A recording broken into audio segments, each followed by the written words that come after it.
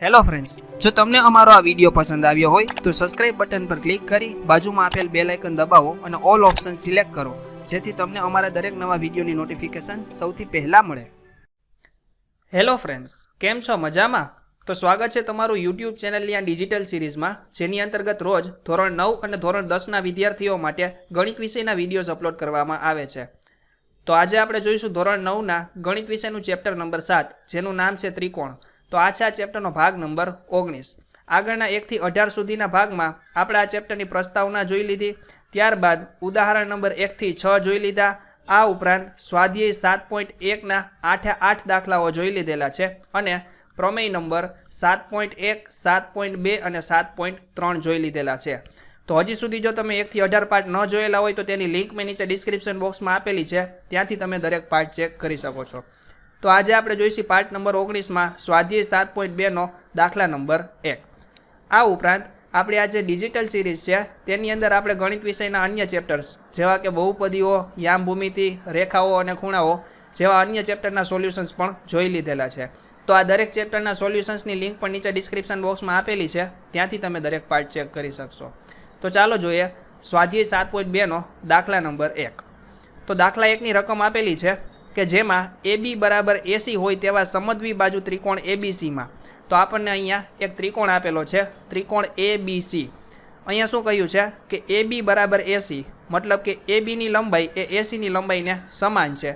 તો અહીંયા બે બાજુ સમાન છે, તો તેવા ત્રિકોણને કેવો ત્રિકોણ કહેવાય? સમદ્વિબાજુ ત્રિકોણ. તો અહીંયા કહ્યું છે કે સમદ્વિબાજુ ત્રિકોણમાં ખૂણો B અને ખૂણા Cના દ્વિભાજકો એકબીજાને O બિંદુમાં છેદે છે. તો અહીંયા આ ખૂણો B છે અને આ ખૂણો C છે.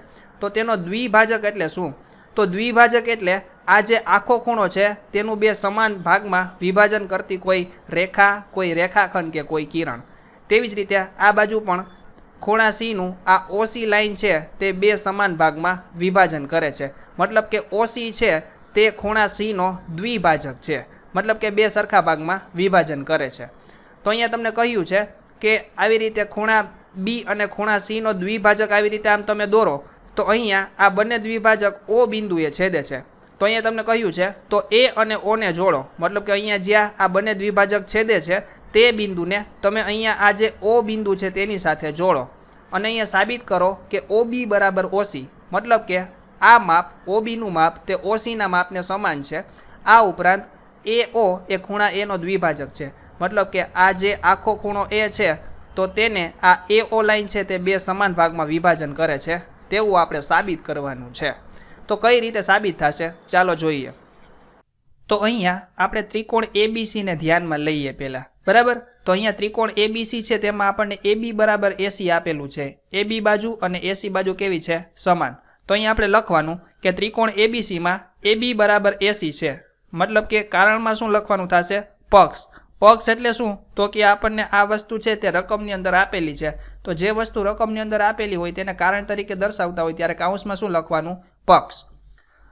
હવે જુઓ, આપણે પ્રમેય નંબર 7.2માં જોયેલું હતું. 7.2 નંબરનો પ્રમેય છે તેમાં જોયેલું હતું કે સમાન બાજુઓ હોય, ત્રિકોણમાં બે સમાન બાજુઓ હોય તેની સામેના ખૂણાઓ સમાન હોય છે. જો તમે પ્રમેય 7.2 ન જોયેલો હોય તો જરૂરથી જોઈ લેજો, જેથી કઈ રીતે આપણે એનો ઉપયોગ કરીએ તે તમને સરળતાથી સમજાઈ જાય. તો એમાં આપણે જોયેલું હતું કે જ્યારે કોઈ આપણને આમ ત્રિકોણ આપેલો હોય અને તેની બે બાજુઓ સમાન હોય તો તેની સામેના ખૂણાઓ, આ જે સામેના ખૂણાઓ છે તે કેવા થાય? સમાન. તો અહીંયા જુઓ, આ AC બાજુ છે તેની સામેનો ખૂણો કયો થાય? ખૂણો B. અને આ AB બાજુ છે તેની સામેનો ખૂણો કયો થાય? ખૂણો C. તો મતલબ કે ખૂણો B અને ખૂણા Cનું માપ કેવું છે? સમાન છે. તો અહીંયા લખવાનું કે ખૂણો ABC એટલે કે આ ખૂણો અને ખૂણો ACB એટલે કે આ ખૂણો, આ બંને ખૂણા કેવા છે? સમાન છે. કારણની અંદર શું લખવાનું? તો કે સમાન બાજુઓના સામેના ખૂણાઓ સમાન હોવાથી, આ સમાન બાજુ છે તેની સામેના ખૂણાઓ છે તે સમાન હોવાથી આપણે આવી રીતે લખી શકીએ ખૂણો ABC બરાબર ખૂણો ACB. બરાબર. અહીંયા આપણને કહ્યું છે કે ત્રિકોણ ABCમાં ખૂણો B અને ખૂણા Cના દ્વિભાજકો. તો જુઓ, અહીંયા આ જે OB આપેલું છે તે ખૂણા Bનો દ્વિભાજક છે, મતલબ કે બે સમાન ખૂણામાં વિભાજન કરે છે. તેવી જ રીતે અહીંયા આ OC છે તે સમાન ખૂણામાં વિભાજન કરે છે, બરાબર. તો અહીંયા આપણને આ આખો ખૂણો ABC આપેલો છે, આખો ખૂણો. તો આપણે તેને 1/2 એટલે કે તેને અડધો કરી નાખીએ તો આપણને આ ખૂણાનું અને આ ખૂણાનું માપ મળે ને. તો આપણે શું કરીશું કે અહીંયા આપણને આ ખૂણો ABC અને ખૂણો ACB મળ્યો છે, આખો ખૂણો, તેને આપણે અડધો કરવો છે. તો એના માટે આપણે આગળ બંનેને 1/2 વડે ગુણી લઈશું. તો એટલે અહીંયા આગળ 1/2 લખીને આ બાજુ પણ 1/2 લખ્યા, બરાબર. તો હવે જુઓ 1/2 ABC એટલે શું? તો આ આખો ABC તેનો અડધો ખૂણો એટલે કેટલો મળે આપણને? આટલો ખૂણો મળે ને, એક આ પણ મળે અને આ પણ મળે. તો અત્યારે આપણે આ જે છે તેને ધ્યાનમાં લઈએ. અને તેવી જ રીતે સામે 1/2 ACB, તો આખો ખૂણો C છે તેનો અડધો ખૂણો એટલે આ પણ મળે ને આ પણ મળે. તો આપણે આ ખૂણો છે તેને ધ્યાનમાં લઈએ, બરાબર. તો જુઓ 1/2 ABC બરાબર શું લખી શકાય? OBC આ.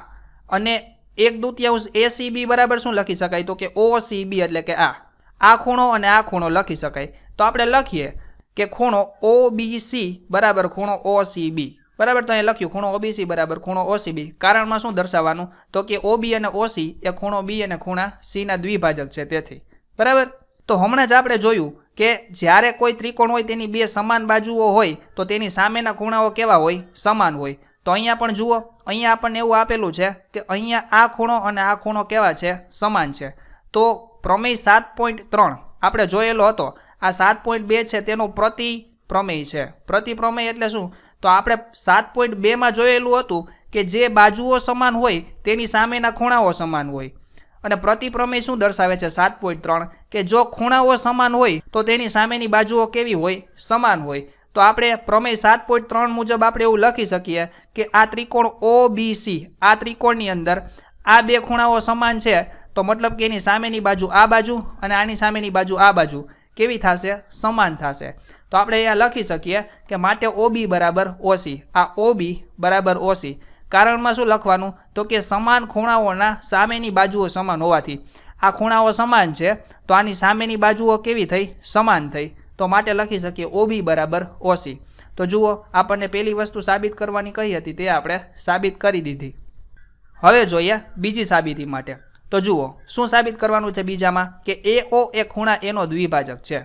તો આ જે આખો ખૂણો A છે તેનું આ AO બે સમાન ભાગમાં વિભાજન કરે છે.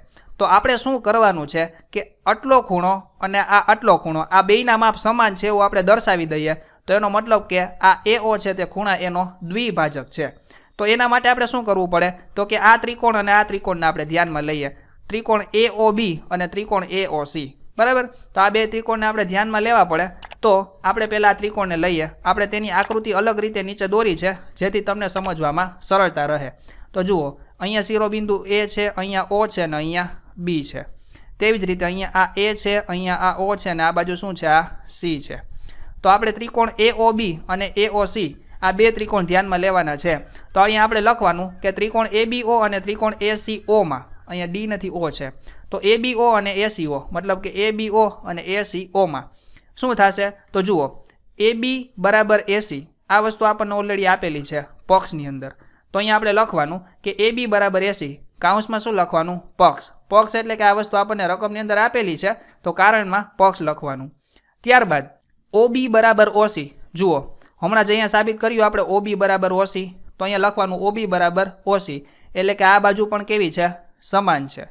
આ ઉપરાંત AO બરાબર AO, બંનેમાં આ બાજુ તો કોમન જ છે ને, આ બે ત્રિકોણમાં આ બાજુ તો કેવી છે? કોમન છે.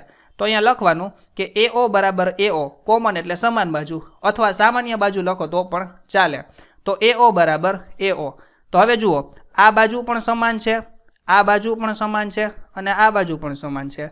બીજા ત્રિકોણમાં પણ આ બાજુ અને આ બાજુ કેવી છે? સમાન. તો એક ત્રિકોણની ત્રણેય બાજુ બીજા ત્રિકોણની અનુરૂપ બાજુઓને સમાન છે. તો બા શરત ઉપરથી આપણે એવું કહી શકીએ કે ત્રિકોણ AOB અને ત્રિકોણ AOC આ બંને કેવા છે? એકરૂપ ત્રિકોણ. તો એકરૂપ ત્રિકોણ એટલે શું? તો કે આ ત્રિકોણ છે તેના અનુરૂપ અંગો સમાન હોય. મતલબ કે અહીંયા જુઓ આ AO નું માપ છે તો અહીંયા AO ના માપને સમાન હોય. આ ઉપરાંત OB નું માપ એ OC ના માપને સમાન હોય અને AB નું માપ એ AC ના માપને સમાન હોય છે. તો આ વસ્તુ તમે અહીંયા જોઈ શકો છો. તો અહીંયા આપણે લખવાનું કે એકરૂપ ત્રિકોણ હોય તેના અનુરૂપ અંગો સમાન હોય તો આપણે એવું કહી શકીએ કે ખૂણો BAO મતલબ કે BAO એટલે આ ખૂણો અને CAO એટલે કે આ ખૂણો, આ બંને ખૂણાઓ કેવા હોય છે? સમાન હોય છે. તો અહીંયા આપણે લખવાનું કે એકરૂપ ત્રિકોણના અનુરૂપ અંગો સમાન હોવાથી ખૂણો BAO બરાબર ખૂણો CAO, તેનો મતલબ શું થયો કે આ જે ખૂણો છે અને આ જે ખૂણો છે તે બંને કેવા છે? સમાન ખૂણાઓ છે. તો સમાન ખૂણાઓ ક્યારે થાય? તો કે જ્યારે AO છે તે ખૂણા એનું સમાન ભાગમાં વિભાજન કરતા હોય ત્યારે. તો અહીંયા લખવાનું કે આમ AO એ ખૂણા એનો દ્વિભાજક છે. તો અહીંયા આપણને આ વસ્તુ સાબિત કરવાની કહી હતી, જે આપણે સાબિત કરી દીધી. તો આવી જ રીતે દરેક પ્રકારના દાખલા, ઉદાહરણ તથા પ્રમેયના સોલ્યુશન્સ જોવા માટે જરૂરથી સબસ્ક્રાઇબ કરો આ YouTube ચેનલને, જેથી દરેક નવા વિડીયોની નોટિફિકેશન તમારા સુધી સૌથી પહેલાં પહોંચે. Thank you.